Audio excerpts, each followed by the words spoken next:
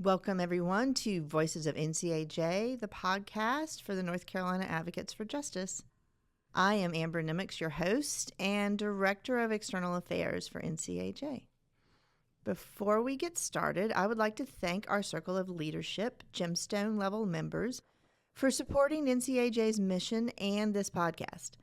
If you're watching on YouTube, you can see a list of Circle of Leadership firms at the end of the podcast. And to find out how your firm can join the circle, go to ncaj.com/circle. My guest today is Carma Henson. She is president of NCAJ, and she is about halfway through her term of presidential service. And as this is our final podcast of 2025, and she's about, as I said, halfway through, I thought it would be a good idea to check in and see how she's doing. Carma, welcome to the podcast. Thank you, Amber. Thanks for inviting me. It's always a pleasure to be with you. Great. So in June, you gave a speech at NCAJ convention that was so touching. You talked about your family and how your upbringing informs your work. And you said another thing that struck me, which was that when Kevin Bunn asked you to serve as president, your first reaction was, why me? What is it that I do that translates into this position? And so I was thinking, now that you've been doing it for a while, how would you answer that question for yourself?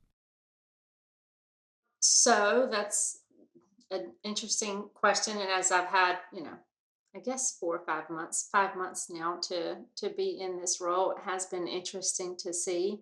So I got started, obviously my main practice area is nursing home litigation, where I'm representing people the elderly who have been abused or neglected by people that are much more powerful than them. And what we see with NCAJ, and it makes perfect sense when you think about it, is that's what we do as an organization, is we are here as an organization to protect the weakest, the most vulnerable people in our society from the large corporations, from the big entities who ultimately, most of the time, have a really big interest in making a lot of money and not taking care of people. And so that's what we do at NCAJ. We are arming our members so that they can represent their clients who are the citizens of the state of North Carolina and non-citizens, which is really an important time in this day and age, against those large corporate interests and against those that really have, oftentimes their pocketbooks are more important to them than taking care of people, than treating people right with dignity and fairness. So it really does translate well, because that's what we all do at NCAJ. We're all here fighting to make sure that people are protected. And that's what my personal practice is, and that's what we just keep on doing. Mm-hmm, mm-hmm. So what has surprised you about being president of NCAJ? What aspect of the role has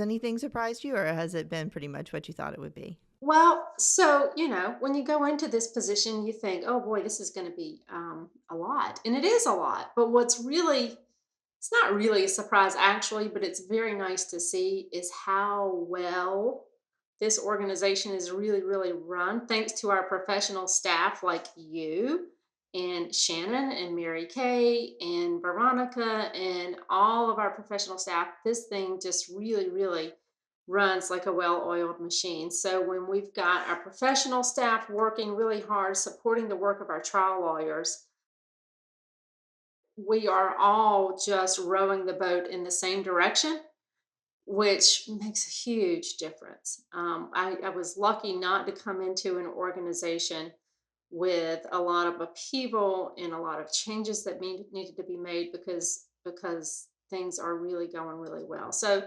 the most surprising aspect of the role is that while it is time consuming, while certainly there are stressful moments involved, everybody is working together for the same purpose. And it's really nice to see. And that's one of the great things about NCAJ is you guys, actually, Amber, you and your team. Yay! Well, that is really good. We are very glad to hear it. Awesome. A lot of people may not realize that you are the first Lumbee Indian to serve as president of NCAJ and to serve. I can say this pretty confidently because we wrote about this when you took office. And I felt like this was true when we wrote about it, and we have not been challenged by anyone to serve as president of any statewide professional organization for lawyers in North Carolina. And this was celebrated when you became president in June by several media outlets. And were you surprised by that media attention? And how was it meaningful? So I think you probably know the answer to this question. That yes, I was surprised, although I really shouldn't have been surprised because it really is an accomplishment for the tribe. Mm-hmm. So on the one hand, I was thinking, well, why is this a big deal? The Lumbee Indian, we are one of the largest tribes on east of the Mississippi. We have over 55,000 members, and there are so many Lumbee Indians doing great things in their community, across the state, across the country, across the world, and I am one of many. Mm-hmm. So on the Mm-hmm. one hand, I thought, well, they shouldn't be making a big deal out of this. I'm doing what so many other people do. But at the same time, the Lumbee Indians, we have faced a lot of challenges historically and still do on a lot of different ways, and we are constantly fighting for our rights, and we are fighting to elevate ourselves to where we need to be. Today is a monumental day because there are sometime after 2 o'clock this afternoon. Today is December the 16th. There's going to be a vote in the Senate as to whether the Lumbee Indians get full federal recognition. There was a bill that passed the House, and now it's going to the Senate. And so the Lumbees are very excited and on edge, waiting to see what happens with that today, if it happens to go through. So, Right. I was contacted by James Locklear, who you know, I think, from your work back in the day down in the Fayetteville, Lumberton area, Right. and Right. he is a great person to know. He's a great journalist. He is always following and supporting and promoting what is going on in the Lumbee community. So it was really nice to touch base with him, and he's continued to reach out to me because of my role here, and it really is an honor to have this way of representing the Lumbee Indians. So I'm thrilled by it. I didn't really like or want the attention, but nonetheless, I got it. So, not that I didn't want the attention and didn't want to be associated, but I just don't generally look for that kind of thing. But I'm really happy to have the word out Right. that we Right. continue to do good things.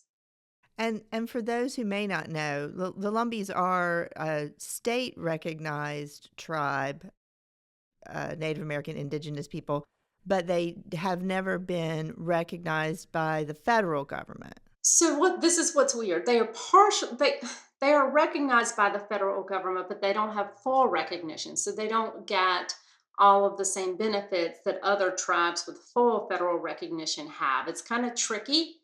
Okay. So they're recognized, but they're not entitled to,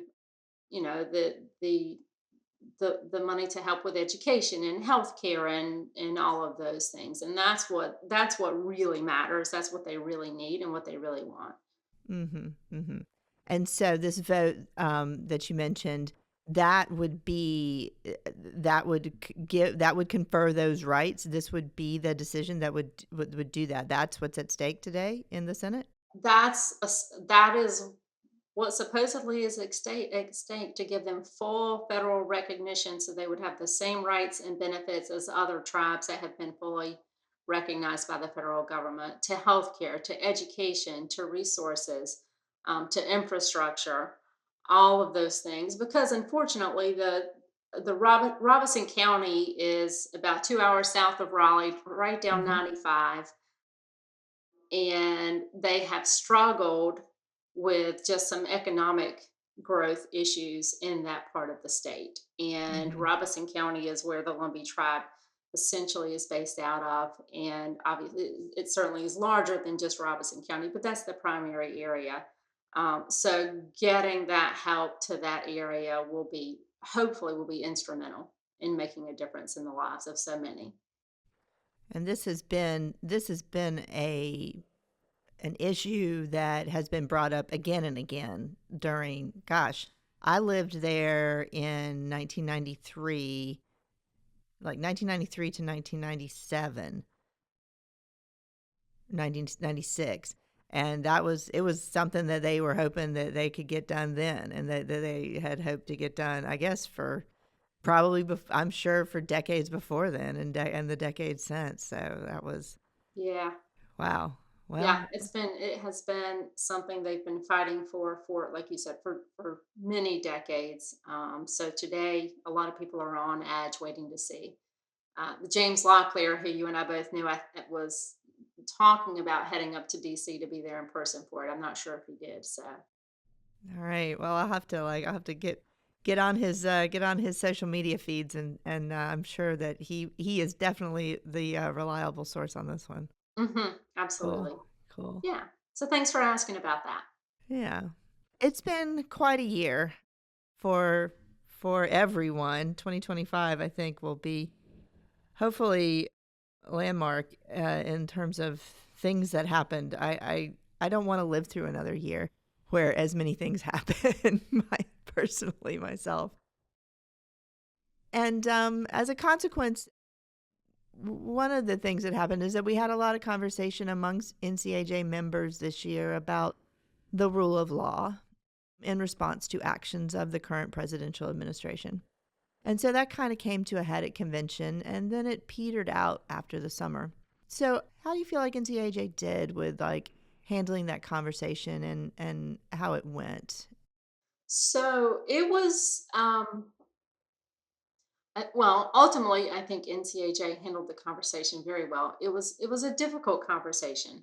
There were very valid points, very valid arguments on both sides of the issue as to whether NCAJ should issue a statement in support of the rule of law, or whether we should, as an organization, stay silent on that issue. And there were very good arguments for and against. And it was an issue that just really hit people in their hearts. People felt really strongly about it on both sides as to the pros and cons of it. So it was a bit touchy at times. But what everyone did, and I'm so proud of our members, I'm so proud of the leadership. Everyone was respectful. Everyone listened to each other. We had a healthy conversation about it, about the pros and the cons, and whether we should, whether we should not. At convention, this is the first time I've ever seen it. Maybe it's been done before. We opened up for a public conversation there at convention on the floor for people to share their feelings and their perspectives on the issue. And that was handled really, really well. And at the end of the day, all of the Board of Governors finally had a meeting and voted on it after listening. Mm-hmm. And we came to the decision, of course, not to issue the statement. But what was great about it is it was a healthy conversation. And since then, we have continued to grow as an organization. Our membership numbers are up over this time last year, Mm-hmm. and all of our sections and divisions and caucuses are doing great. They are really strong. Our education and our programming continues to be strong. People continue to be engaged, because at the end of the day, NCAJ is such a great organization. And of course, as the board, we have to have the best interest of the entire organization at heart. And I think that's what ended up happening at the end, is everyone saw that the decision that ultimately was made by the board was made for the reason that that was what was determined to be in the best interest of the organization. And so people, even those who voted for a statement, they understood the reasoning and the rationale for the decision not to move forward with it. And things have gone quite well. They continue to be going well. And so that's great that, we're a bunch of lawyers. We're never going to all agree on the same thing. It's just not going to Right. happen.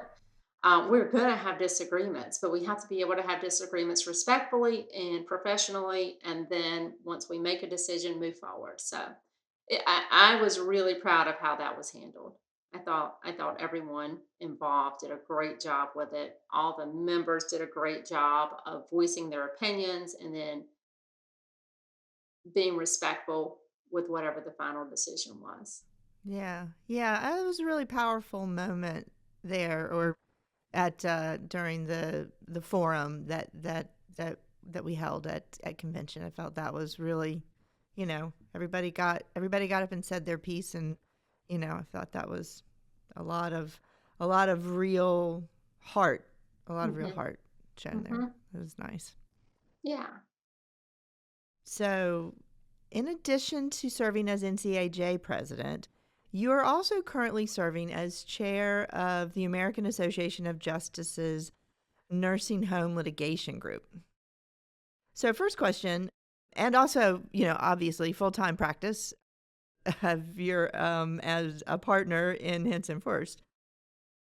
So, do you sleep, and when? And I have two sons that are going to be graduating this year, one graduating from high school and one graduating from college. So there's a lot going on this year. Thank goodness they're kind of on autopilot. So they're doing great. Oh, good for Yeah, them. it's a busy year for sure. But the good news is that both of the organizations are organizations that are near and dear to my heart. So I'm super happy to be in this role in both of these positions. The nursing home litigation group, of course, that's near and dear to my heart because that's my main practice area is Hmm. representing people who have been abused or neglected at the hands of nursing homes. So I'm really excited to be involved there. We're always planning lots of CLEs and just making sure that the other lawyers who are doing the same kind of work that I do have access to the education and the resources that we need to make a difference. And that's a great organization, a great litigation group, because we're always, just like with NCAJ, honestly, we're sharing our information, we're sharing our resources.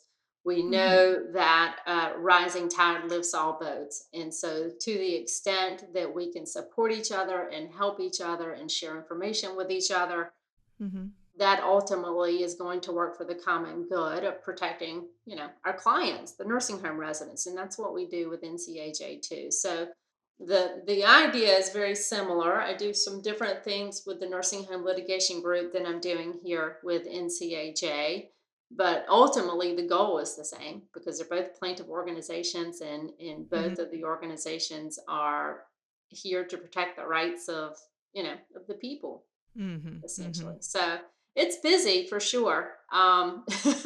Next No June or doubt. July, when both of these are over, I think I'm just not going to know what to do with myself. I'm just Oh going to have my a lot of free gosh. time. You're going to be done with your presidential tenure. You're going to be done with this nursing home group chair.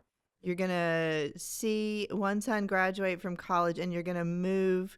You're going to become an empty nester and Yeah, move. My God, you're going to like take the world's longest nap. yeah, that would be great. That's exactly what I want to do. That's what I want to do today. Yeah, it's a busy year for sure. I think I might not know what to do with myself when I get through July like 16th. I think that's the date the nursing home litigation group section will but I'll still be very heavily involved in both. But Yes. I might gain a few hours in my week. Yeah. Yeah. I'm guessing. I'm guessing. Yeah. So, how did you become interested in nursing home as the practice area you wanted to focus on? Was there one case in particular?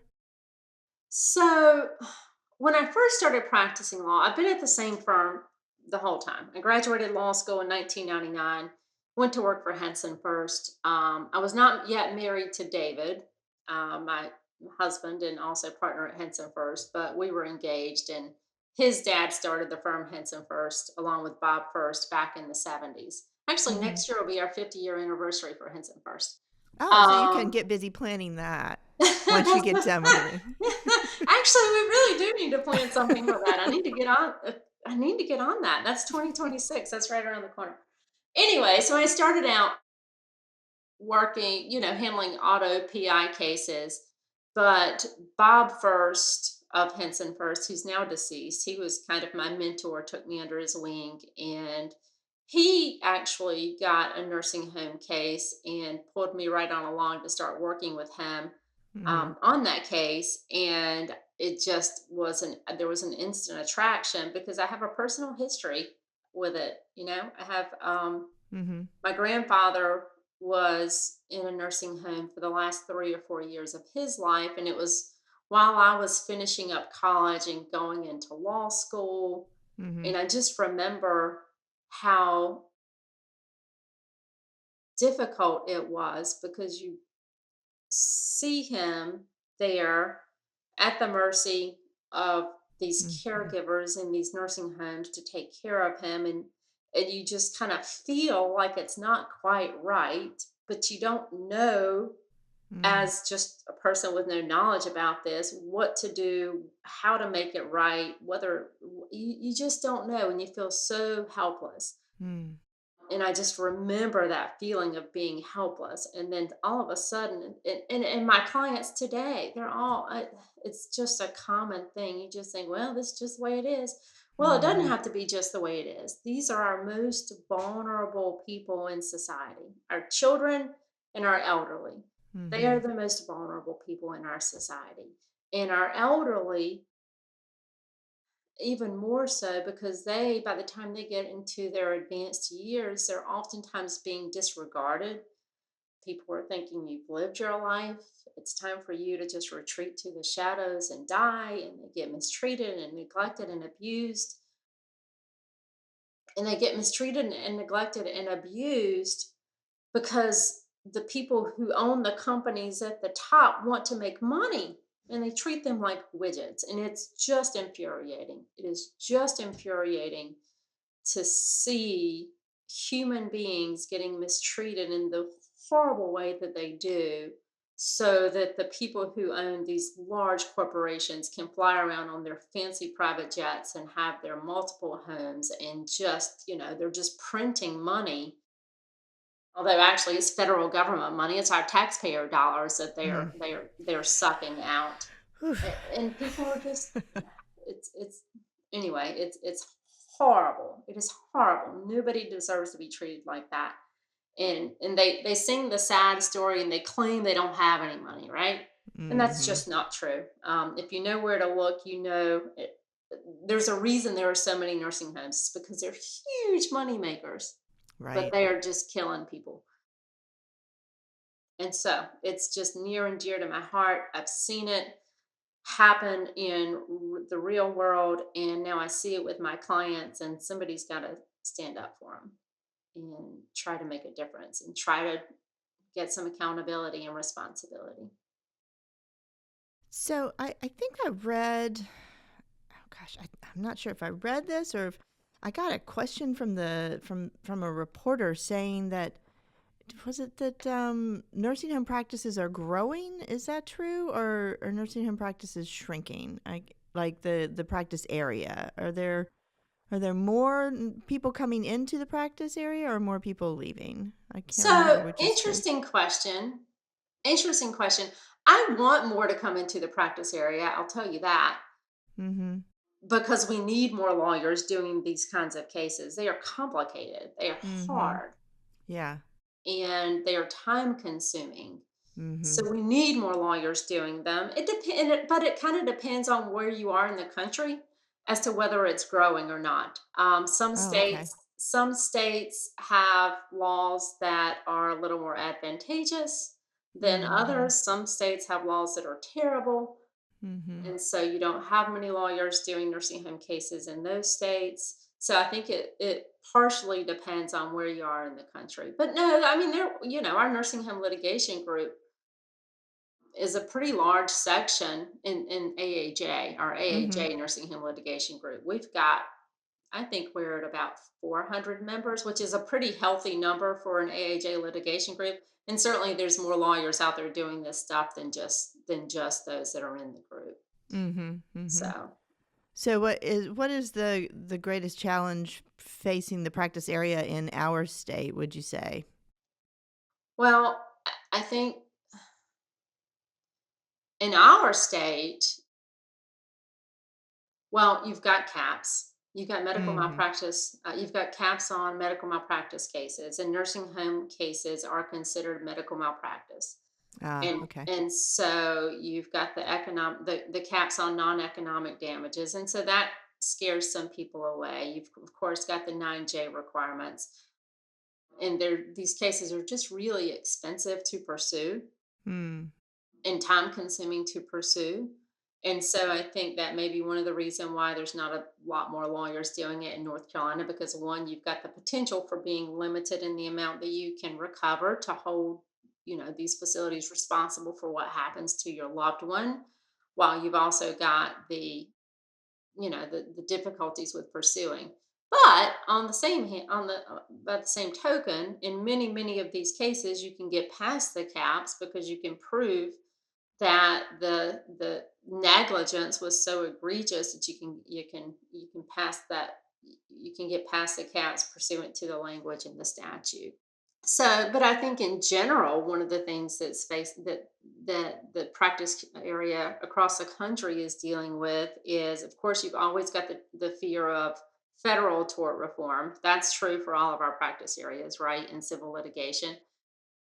And the other thing, though, is you've just got these large corporations, these REITs, real estate investment trusts, private equity firms that are owning these facilities, and they are they're not transparent about the ownership. They're not transparent about where the money is going, and because ultimately we know the money's going to the top as opposed to the caregivers on the floor, but we need more transparency. We need Mhm. federal legislation, and state legislation would be fabulous too, to require more transparency by the companies that own and operate these nursing homes, with regards to who's owning and operating them, what they're doing with the money, because again, it's not going to care. But they're powerful. And right now in Washington, I don't see those kinds of legislative changes coming our way. In fact, I see the opposite happening. I see that some reforms that were put into place within the last year with regards to staffing requirements are being rolled back under the current administration. So things are we're constantly fighting for things moving in the right direction, but we are certainly facing an uphill battle right now, just with because nursing homes are regulated by the federal government.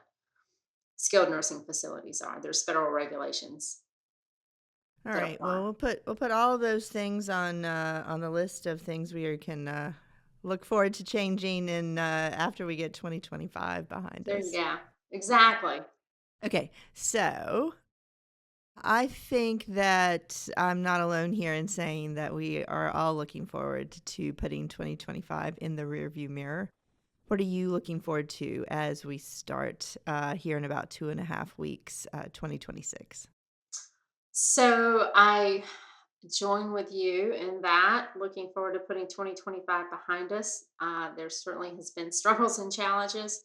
I fear that we're going to continue to have some struggles and challenges in front of us, but that's always true every year. But what I'm looking forward to though is for NCAJ to keep doing the wonderful work that we are. I have to tell you, just as an example, when the Border Patrol and ICE came into North Carolina, I was just amazed at I like to call it our rapid response team. I don't know if there's a name for it, but how quickly NCAJ's professional staff and our lawyer members jumped into action, to provide the training and the resources to our members to arm us all with the knowledge that we needed to help advise those who were in need and who were at risk from this, I'll call it, invasion by ICE and the Border Patrol. I'm not really answering your question, but my point is, and I'm just amazed at what great work that NCHA did with that. And we continue to do such great work with our education programs, with our advocacy program. It's outstanding. Our members are continuing to have access to great moot court opportunities. We're writing amicus briefs on important issues. We're continuing, believe it or not, to have good relationships at the legislature on both sides of the aisle. So We don't know what 2026 is coming was bringing, but I feel like we continue to be in a good place and ready for whatever may get thrown our way, Mhm. Mhm. both on our NCAJ professional staff side, and then just our members, our leaders, our executive committee, our board of governors. Everybody is so engaged and so ready and willing to step up and do what needs to be done when the time arises. So I look forward to continuing that, and I'm really proud again of the work that NCAJ does. The organization as a whole, from our members all the way up to leadership and professional staff, they do great work.